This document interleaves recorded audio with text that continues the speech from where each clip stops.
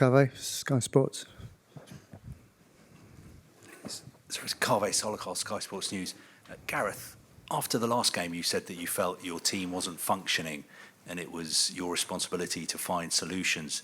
Have you had time to do that, and are you expecting an improved performance tomorrow night? Yes, we have had time on the training pitch and plenty of discussions with the players. Obviously, whatever I say is fairly irrelevant. We have to go and produce it on the pitch. So we're very clear on where we need to be better. We haven't hidden from that.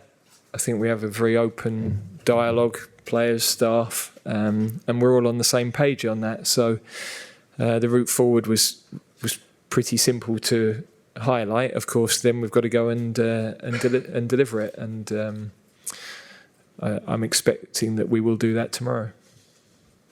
Front row here, please, Niv. Hi, question for Declan Rice, please. Neil Devrot, Sport 1 Israel. Good to see you. During the Premier League season with Arsenal, your first season there, Mikel Arteta, your manager, moved you slightly a bit more further forward, and we saw the outcome. You had protection with Jorginho, etc. Do you think with England as well that is something that could help you and the midfielder area as well to help to get the best out of you?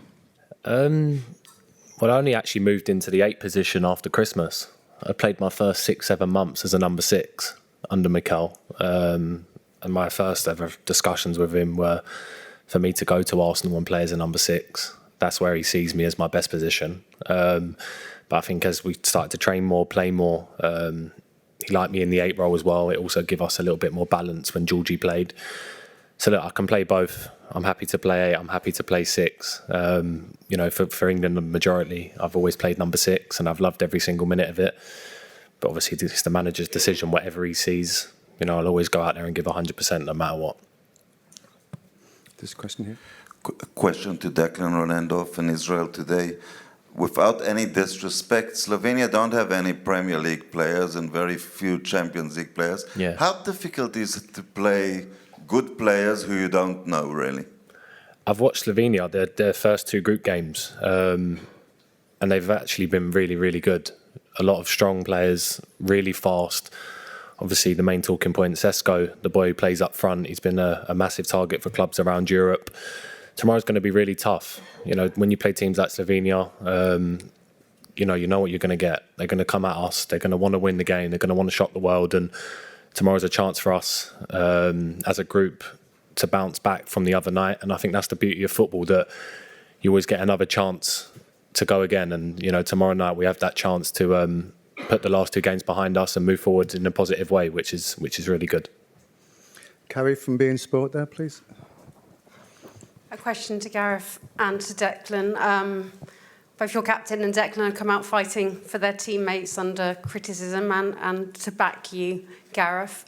We've watched Scotland go home after in opening matches fail to get, they said themselves, to their best level. How much is a warning to you all as you go out into this next match and then into the knockout stage to leave it all out there on the pitch? And how is the mood in the camp now?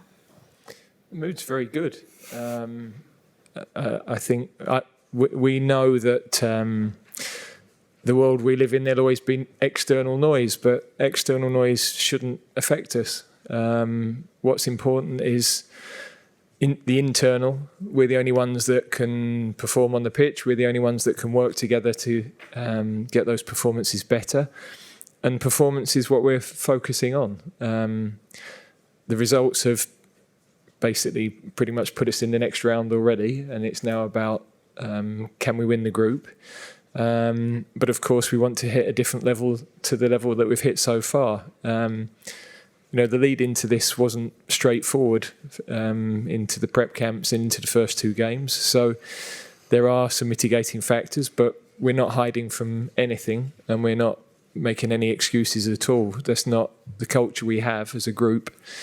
So there's been very honest appraisal of what we've done, and very clear on where we need to be better and how we're going to do that for tomorrow, which tactically is a different game anyway.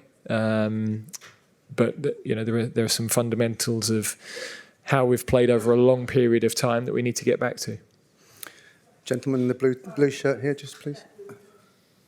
Oh, sorry. Yeah, I think what Gareth just said. I think as a group, obviously now Gareth's got his leadership group. We've had great internal discussions. I think that's such a good thing that Gareth has with the group, is that we're all so open and so honest. And if something's not right on the football pitch, we'll review it, we'll go over it, and you know, we'll be better for it. And I was thinking back to it earlier. I think I said it to the writers. This tournament's gone very similar in a way to the previous two tournaments I've played in, where we won our first two group games at the World Cup and the Euro 21. We then didn't have the best performances against Scotland and USA, but then we bounced back with a really positive performance against Wales at the World Cup and then Czech Republic at Wembley. So tomorrow night, you know, we're really ready. We want to top the group. We want to have 7 points. And yeah, it's a chance to start looking forward in a positive way. Gazzetta in Italy. Question for Declan. There have been a lot of talks about midfield and the way you guys have been playing. I'm curious about what have you seen from the pitch about your midfield? I've seen players that want to take the ball, want to be positive. I've seen players that have given everything, even though it hasn't gone the way we've wanted to so far. I think that's a non-negotiable when you put on an England shirt. Of course, we want to dominate the game more. But as I was saying to Gareth earlier, you're coming up against world-class players now all the time. I think a lot of people think because we're England, you should go out there and win games 4-5-0. And the reality of it is, you know, you play a Denmark team that got to the semi-finals of the Euros 2-3 years ago with some top players. You play a Serbia team who've got top Champions League, Premier League players. So look, it's about getting that balance of what we want. And I know as a group, I know individually, we can get better, and I'm sure we will as the tournament keeps going on. Gentleman in the white shirt who had his hand up before, please. Hello, this is Eric from Norwegian NRK. Question to Gareth about the. I can see that you and some players are using this. I think it's called an Aura ring. So I was wondering, what is the reason why you're using it, and is it something you encourage your players to use? I don't think Declan is using it, but I lost mine. Yeah. But Stones called it addictive. So, yeah. But you got yours, maybe. Yeah, we're just. I think it. Well, the idea is it helps monitor your sleep, which is the biggest factor in terms of recovery. So no matter what things are invented in the world, the best things to aid recovery are sleep and nutrition.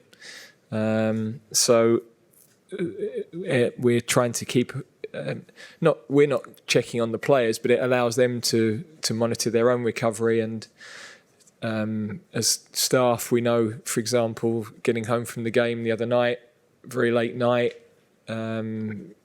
it might encourage you to go to have a sleep in the afternoon or recover a little bit more or spend some time just relaxing a bit more. So we're trying to manage people's energy through the tournament because, of course, the players have a heavy schedule, but when we get home at 4 o'clock in the morning, then the kit man has to go and wash the kit still at 6 or 7 the next day. The analysts are reviewing the game from the night before and the next opponent immediately. The rest of our staff are all working hard, so they also need to look after themselves, and that's something we take very importantly. Frida Fagerlund, Sweden. Question for Gareth. Looking at the two first rounds of the group stage, you conceded the lowest expected goals, which obviously means that your opponents haven't really had a clear chance. Would you say that shows that parts of your play have actually worked pretty well? Yeah, I think that the game before the tournament against Iceland, we were a little bit open, and we had players in the back line that hadn't had much football coming into the tournament. So, you know, we were trying to find the right balance of being aggressive, which is the way we started against Serbia. But then we also knew that against the teams that we've been playing against, you have to be perfect defensively to keep clean sheets. And it's an important part of tournaments, especially in the qualification group, you've got to defend well. So, although we haven't used the ball as well as we'd have liked, our penalty box defending has been good.